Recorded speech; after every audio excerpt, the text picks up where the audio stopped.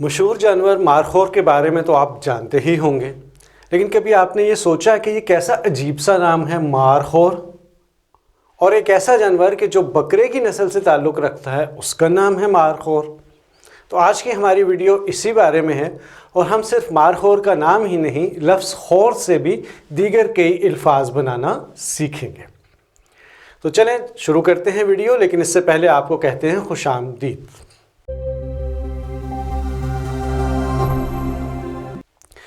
مارخور کے بارے میں مشہور ہے کہ یہ سانپ کو کچل کر مار دیتا ہے اور پھر اسے کھا جاتا ہے۔ تو فارسی میں کھانے کے لیے لفظ خور کا استعمال ہوتا ہے، تو یوں مارخور کا مطلب ہے مار کر کھانے والا۔ تو کچھ لوگوں نے اس کو ایسا کرتے دیکھا اور وہیں سے اس کا نام پڑ گیا مارخور۔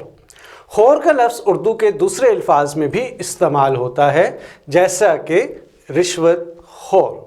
اور جہاں اردو اساتذہ لفظ خور کو پڑھا رہے ہوں تو ان سے گزارش ہے کہ وہ سائنس کی 3 اصطلاحات کو بھی اردو میں تھوڑی سی ان کی وضاحت کر دیں، کہ جیسے کارنیورس ہے تو کارنیورس کو ہم گوشت خور کہتے ہیں، ہربیوور ہے تو ہربیورس کو ہم سبزی خور کہتے ہیں، اور اومنیورس ہے تو اومنیورس کو ہم ہمہ خور کہتے ہیں۔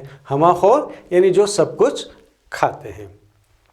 خور سے ہی ایک ملتا جلتا لفظ خورد ہے، جس کا مطلب کھایا ہوا ہوتا ہے۔ علامہ اقبال کے ایک شعر میں اس کا ذکر ہے کہ بچہ شاہین سے کہتا تھا عقاب سال خورد۔ عقاب سال خورد سے مراد سالوں کا کھایا ہوا عقاب، یعنی نہایت ہی بوڑھا عقاب ہے۔ اسی طریقے سے اگر ابھی کبھی آپ نے کھانے پینے کی تراکیب فارسی کے اندر دیکھی ہوں تو وہاں بھی آپ کو ایک لفظ یا 2 الفاظ ملیں گے کہ یک کاشک غذا خوری، یک کاشک چائے خوری۔ تو یہ جو الفاظ ہیں، یہاں کاشک سے مراد چمچ ہے، یک اور خوری کو اب آپ خود سمجھ سکتے ہیں۔ تو امید ہے کہ آپ کو ہماری یہ ویڈیو پسند آئی ہوگی اور آپ کو خور سے مختلف لفظ بھی بنانے آگے ہوں گے۔ اگلی ویڈیو تک کے لیے اجازت دیجیے، والسلام۔